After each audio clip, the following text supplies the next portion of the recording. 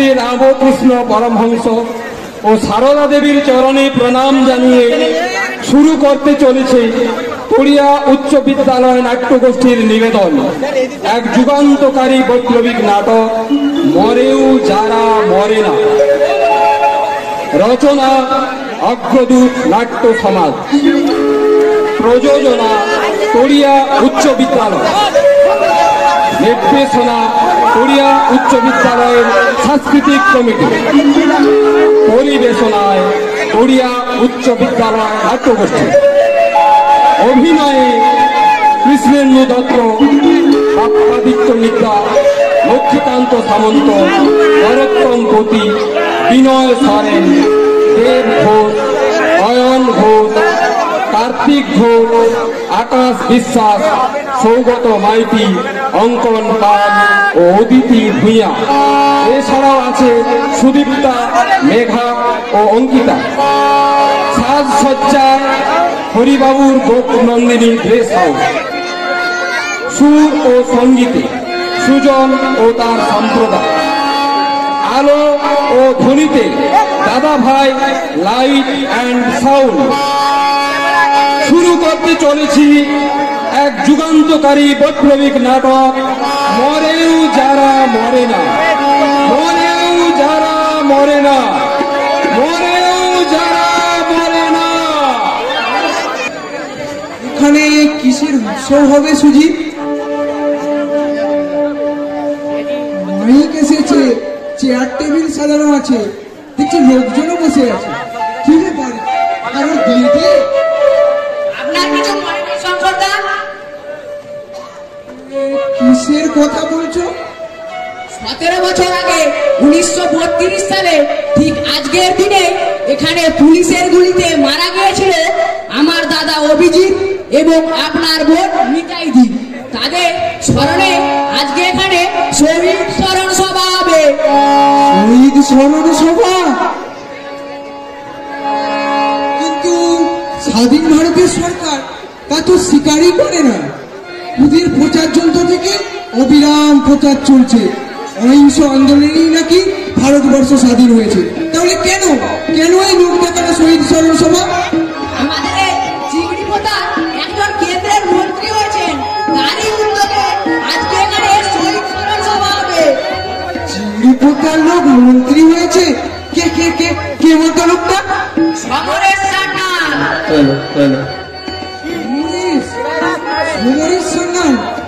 কি নামটা যেন আমার খুবই পরিচিত, কিন্তু এই নামটা আমি কোথায় শুনেছি, কবে শুনেছি কিছুই মনে করতে পারছিলাম। মাথার যন্ত্রণা সব যেন বিস্মৃতি অন্ধকারে তলিয়ে যাচ্ছে। হে ভগবান, তোমার কাছে আমার করুণ মিনতি, তুমি আমার স্মৃতি ফিরিয়ে দাও, ফিরিয়ে দাও।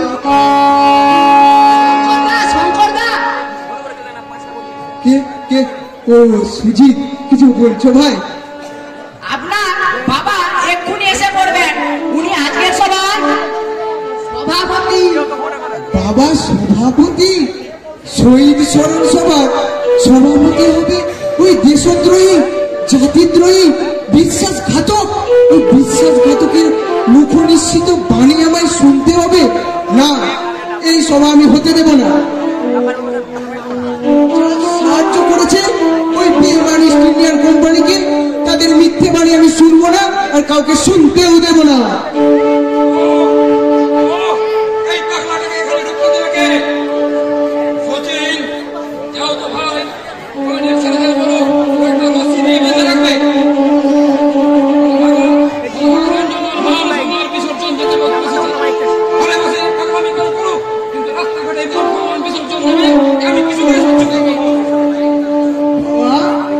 তুই মাথায় এটা কি পড়েছো? নাকি আমার কথা তোমার কানে যায়নি? তুমি যদি না পারো কমিটির ছেলেদের ডাকো, তারা জঙ্গলে করে নিয়ে গিয়ে ওকে বেঁধে রাখবে। এত রঙও জানো তোমরা? যে গান থেকে তোমরা বলতে কৌপিন পড়া ভিখারি, সেই ভিখারি টুপি পরে তুমিও ভিখারি সাজলে বাবা। না, আমি মিটিং শুনবো। বেশ, তো বাইরে আপনাকে চেয়ারে বসিয়ে দেব, সেখানে আরাম করে বসে মিটিং শুনবেন। ঈশ্বর আপনার উপর বিরূপ, নইলে এই সভার আপনি ওদের প্রধান বক্তা। কেন আমি প্রধান বক্তা হতাম কেন? সুজিত, ওকে বুঝে সুঝে বাইরে নিয়ে যা। পাগল মানুষ কি বলতে কি বলে ফেলবে। হ্যাঁ আসুন, আমি আপনাকে সব বুঝিয়ে বলছি। কেন আজকের সভা আপনি হতেন প্রধান বক্তা, আপনি ছিলেন বিপ্লবীদের দলনায়ক। তাই হ্যাঁ আসুন, সমস্ত ঘটনা শুনলে আপনার নিশ্চয় মন্ত্রীমশাই তো এখনো এলেন না। আসবে আসবে, এখানে আসবার আগে আরো ওর দুটো মিটিং আছে, খুবই চালু ছেলে। বুঝলে সুজিত, নইলে কত বাঘা বাগানে তাকে টপকে দিল্লির হাইকমান্ডের করে দিয়ে আমি তো খেপে গেলাম। আপনি এবার বিধানসভায় সুযোগ পাবেন কর্তা বাবু। আরে সেই আসলেই তো ওকে তেলাচ্ছি বাবু, নইলে ও যে কি যন্ত্র জানতে আমার বাকি নেই। ওই ওই বলে সমরে দিতে গেল, তুমি এখানে থাকো, আমি অভ্যর্থনা করে গিয়ে নেই।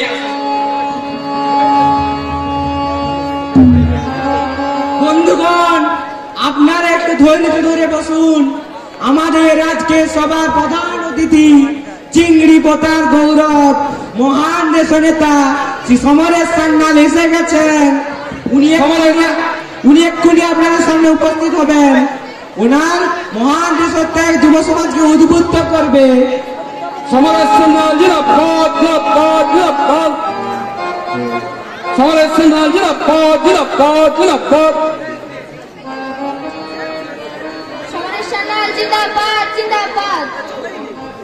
সমরেশ সান্যাল জিন্দাবাদ, জিন্দাবাদ।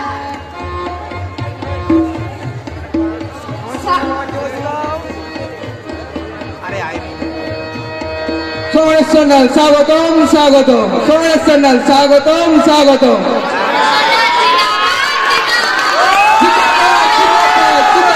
জিন্দাবাদ, জিন্দাবাদ, জিন্দাবাদ।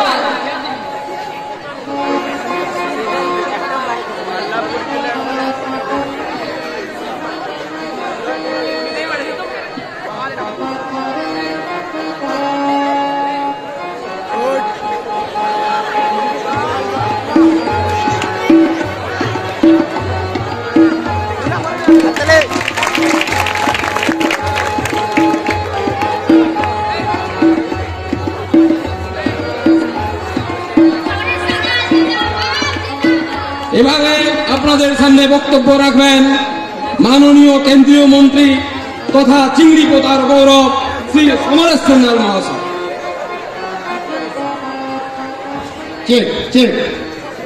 বন্ধুগণ, একটু ধৈর্য ধরে বসুন। প্রথমেই ধন্যবাদ জানাবো দীপনারায়ণ বাবুকে, আমাকে আমার মতো এইরকম নগণ্য মানুষকে এইরকম মহতী অনুষ্ঠানে আমন্ত্রণ জানানোর জন্য। বন্ধুগণ, হ্যালো বন্ধুগণ, আজকে আমরা সবাই এইখানে উপস্থিত হয়েছি। এখান বলতে এই চিংড়ি পোতার পার্কে কি উদ্দেশ্যে উপনীত হয়েছি না, আমরা আপনারা সবাই নিশ্চয় অবগত আছেন যে কি উদ্দেশ্যে আমরা এই সভাতে এসেছি। 1932 সালটা ছিল কি না 1932। এই যে পার্ক, চিংড়ি পোতার পার্ক, বিখ্যাত পার্ক। কেন বিখ্যাত হয়ে আছে না, এই পার্কেই শহীদ হয়েছিলেন চিংড়ি পোতার অগ্নি শিশু কুমার অভিজিৎ এবং কুমারী মিতালি। মিতালির অবশ্য একটা পরিচয় আছে। এই যে আমাদের এখানকার স্থানীয় জমিদার, আমার পরম বন্ধু, বিখ্যাত ব্যক্তিত্ব, দেশপ্রেমী এবং অহিংস আন্দোলনের হোতা শ্রীযুক্ত স্থানীয় জমিদার শ্রীযুক্ত দীপনারায়ণ রায়, তার কন্যা মিতালি। বন্ধুগণ, আমরা এখানে উপস্থিত হয়েছি, আমি এসছি আমি হলাম গিয়ে সহিংসবাদী নেতা। অহিংসা একদমই ভালো না, মারপিট গোলমাল এগুলো আমার একদমই ভালো লাগে না, শান্তিপূর্ণ মানুষ, সেই জন্যই আমি এসেছি সহিংসবাদী নেতা। বন্ধুগণ, আমরা জানতাম যে কেন সহিংসবাদী, কেন অহিংসাকে আমরা নিলাম না। সহিংসবাদী নেতা এই কারণেই, কারণ সশস্ত্র আন্দোলনের মধ্য দিয়ে ভারতবর্ষ স্বাধীনতা লাভ করবে না, কারণ হিংসা দিয়ে হিংসাকে জয় করা যায় না। বন্ধুগণ, স্বাধীনতা আন্দোলনে আমাদের যে আত্মত্যাগ, আমরা যে পুলিশি নির্যাতন সহ্য করেছি, সে কথা আজকের যুব সমাজ স্বপ্নেও কল্পনা করতে পারবে না। এই জন্যই বলছি যে সহিংস আন্দোলনই ভারতবর্ষের স্বাধীনতা আনবে। মিথ্যে কথা, মিথ্যে কথা, শঙ্করনারায়ণ, এই বেঈমানটার কথা আপনারা কেউ বিশ্বাস করবেন না। একটা বিশ্বাসঘাতক, দেশদ্রোহী, জাতিদ্রোহী শয়তান, সুযোগ সন্ধানী শয়তান।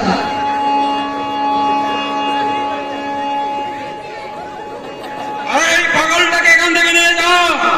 কত পাগল, আমার বংশের কুলাঙ্গার কে আছিস, নিয়ে যা। ওকে বারবার বলেছি ওকে নিয়ে গিয়ে ওখানে বেঁধে দাও। ছোট বাবু চলুন। খবরদার আমাকে বাধা দেওয়ার চেষ্টা করবে না, আজ আমি এদের মুখোশ খুলে দেব। বন্ধুগণ, আপনারা আমার কথা শুনুন। এই সমরেশ আর আমার বাবা কি চরিত্রের লোক ছিল। শঙ্করনারায়ণ,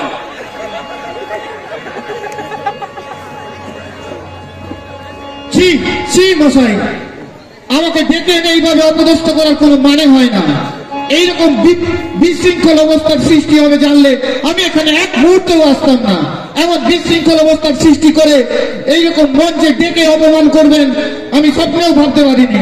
ছি মশাই, ছি। সমরে সমরে যেও না।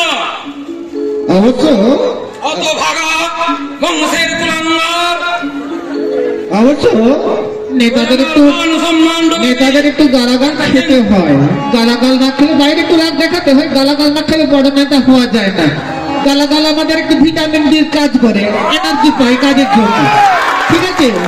গালাগালি সেরকম এইরকম আমাকে অপমান করা একদমই আমি মানবো না, আমি মানবো না। চলে যাচ্ছ সমরে সমরে। অত ভাগা একটা কেন্দ্রীয় মন্ত্রীকে কিনা তুই অপমান করলি, এর পরিণাম কি হতে পারে তুই জানিস? জমিদারি তো আমার চলে গেছে, এরপর ভিক্ষা করে অন্য পেলা। তোর মতো কুসন্তান থাকার চেয়ে না থাকা ঢের ভালো, ঢের ভালো। দেশদ্রোহী, জাতিদ্রোহী পালিয়ে যাচ্ছে, ওদের আপনারা পালিয়ে যেতে দেবেন না। আসল ঘটনা আপনারা শুনুন। এতদিন আমি বিস্মৃতির অতল অন্ধকারে তলিয়েছিলাম, একটু আগে সুজিত আমাকে সবকিছু মনে করিয়ে দিল। ঘটনার কাল 1932, আমার বোন মিতালিকে পড়াচ্ছিল অভিজিৎ। তারপর দক্ষিণ ভারতের কালিকট বন্দরে প্রথম এলো ইংরেজরা ব্যবসা। ধীরে ধীরে বণিকের মানদণ্ড দেখা দিল রাজদণ্ড। কবি লিখেছে, ওরে রাক্ষসী পলাশি, একে দিলি তুই বাংলার ভালে কলঙ্ক কালিমা রাশি। বাংলা সেই স্বাধীন সুলতান সিরাজ। আচ্ছা অভিদা, কেউ কেউ বলে সিরাজ অকর্মণ্য, অপদার্থ, বিলাসী, মদ্যপ। দেখো, মাত্র 24 বছর বয়সের এক তরুণ বাংলার মসনদে আসীন হল। জুটে গেল মহলবী মক্ষিকার দল। স্থাবকতা অর্থাৎ মোসাইবি করে স্বার্থ রক্ষার একমাত্র তাগিদ ছিল তার। তারা চেয়েছিল রাজ্যে বিশৃঙ্খলা সৃষ্টি হোক। সিরাজের কর্মদক্ষতা যথেষ্ট ছিল, শুধু কি অভাব ছিল জানো? রাজনৈতিক বিচক্ষণতা। মির্জাফর? শুধু মির্জাফর নয়, জগৎ শেখ, রাজবল্লভ, রায় দুর্লভ, উমিচাঁদ এরাই ছিলেন সিরাজের প্রধান পরামর্শদাতা। আচ্ছা অভিদা, এদের সাথে যোগ দিয়েছিলেন সিরাজের মাসি ঘসেটি বেগম। শওকত জংয়ের হত্যার প্রতিশোধ নিতে চেয়েছিল ঘসেটি। আচ্ছা অভিদা, এই যে স্বাধীনতা সংগ্রাম চলছে, আছে। তুমি কবিতা পারো না মিতালি? আমি সংবাদপত্র পড়তে দেয় না। কেন? বাপি বলে মেয়েরা সংবাদপত্র পড়ে কি করবে, ওদের আসল যুদ্ধক্ষেত্র হচ্ছে হেসে।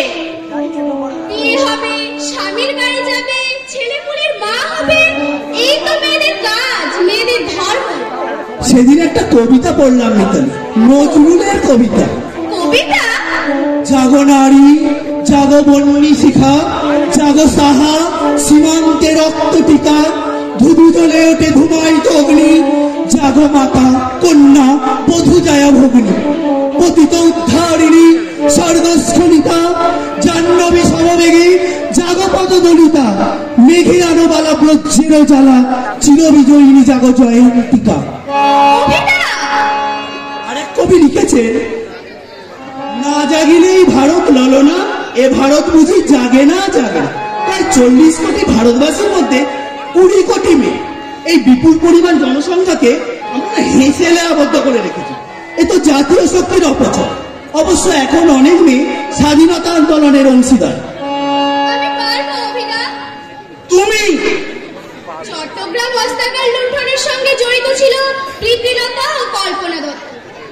শুনেছি বীণা দাস, সুহাসিনী গাঙ্গুলিও নাকি জড়িত ছিল বিপ্লবী দলে। ওরা যদি পারে, আমি কেন পারবো না?